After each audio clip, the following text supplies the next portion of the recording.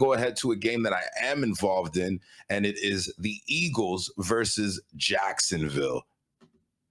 Now, I got beat last week by taking the Chargers, and I said it was a big brother, little brother, but little brother grew up, and that's what I failed to realize.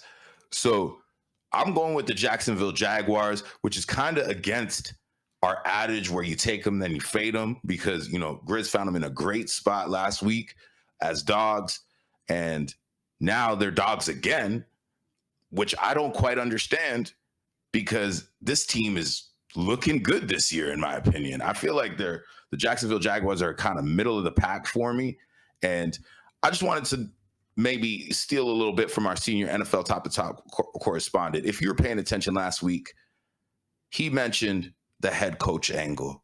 Win this one for Lovey. Ronald Isley, Mr. Biggs. Well, the head coach of Jacksonville Jaguars, Doug Peterson, he brought the Philadelphia Eagles a whole Super Bowl and got fired. Now he's got himself one of the best quarterbacks of the future, Trevor Lawrence. Last night after the Miami game, shout out to Tua, wishing him a speedy recovery. Miami, you're trash.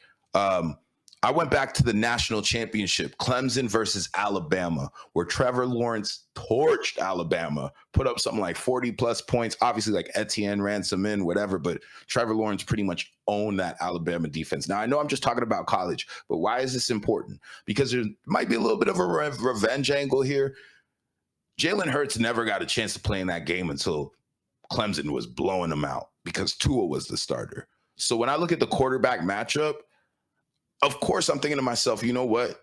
Jalen might remember that game, but we don't do any more personal angles on no cap bets. At the end of the day, we're talking about one quarterback being better than the other. Jalen wasn't even good enough to start that game. They put Tua ahead of him. Trevor Lawrence was the clear-cut best quarterback on the field, and that's what I expected in this game as well. So he torched them back then. Plus, we're talking about that head coach versus quarterback versus the old team. There's nobody that understands the Philly system better than Doug Peterson. I don't really see any other reason.